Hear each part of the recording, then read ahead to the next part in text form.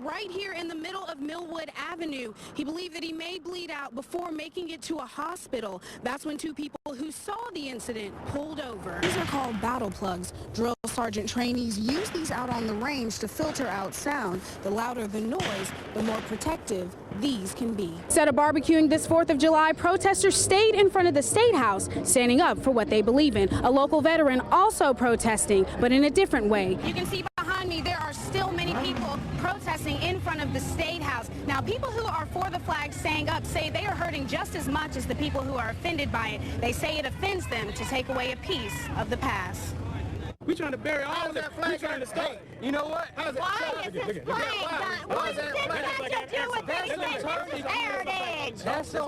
The Confederate flag is coming down Friday morning, but some still aren't ready for that. I understand. But unfortunately, Other people don't understand, do they? That's my flag! I'm a little disappointed because if you're going to take it down for a good reason. You know, educate people on the flag.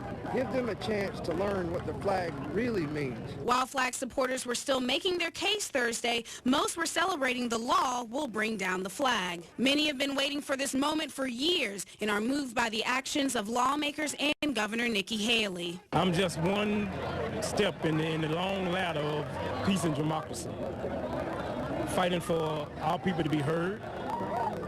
And for the first time, to me, it feels like it's been heard and respected.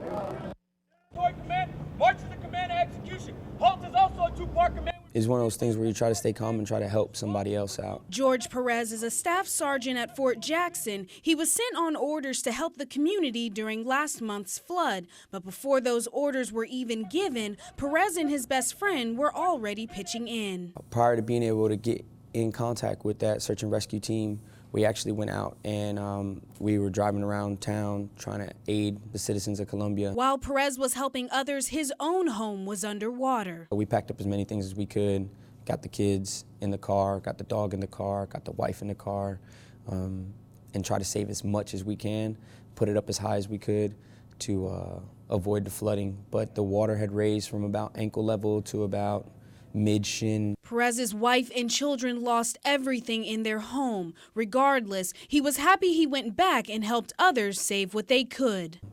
I didn't think about myself at that point because there's somebody else who's not prepared to defend themselves or might be panicking because they've never been put in a situation like that. So we were thinking more along the lines of, let's help and we can get our stuff later. Even though so much was taken from Sergeant Perez, he was relieved to be there for others in need. Just relief is what the reaction is that they gave you, like thank you for helping.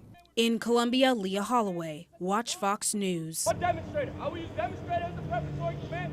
Who knew it would be the first meeting after such a tragic event? With water standing in the back of the church, Congaree Baptist members still joined together Sunday. We all come together in times like this. Congaree Baptist fell victim to flooding like so many others in the Midlands. Regardless of how much was lost, services were held Sunday morning, and by coming together, church members are cleaning the damage left behind. That's what the purpose of a church is, to be together. So whether you have flooding or you don't have flooding, I mean, the purpose of a church is to be together and to be one body. They've been out here tirelessly all week, taking out the old things from the church and trying to start the rebuilding process. It just gives you a sense of pride to see them work and to know that they all have a part that they're fulfilling. It's important for us all to pull together. It doesn't matter whether it's your church, your home, your community, or whatever was destroyed. If we all pull together and work together, then we can pull through this. Although so much was taken, faith is what's getting this church family through. In Gadsden, Leah Holloway, Watch Fox News. We ended up walking all the way from the interstate to the farmers markets. Miles and miles of traffic along Charleston Highway, some ditching their cars to walk, all to get a taste of some good original cooking. It looked like it was going to be 7,000 or 8,000. That concerned us because this was so new. but we doubled that. Organizers estimate 15,000 people attended the inaugural South Carolina Food Truck Festival. Those who actually made it to the festival say they had a wonderful time, but for many people, the day didn't go exactly as planned. We weren't able to get any food, unfortunately. We heard that they're turning people away as we sort of got in.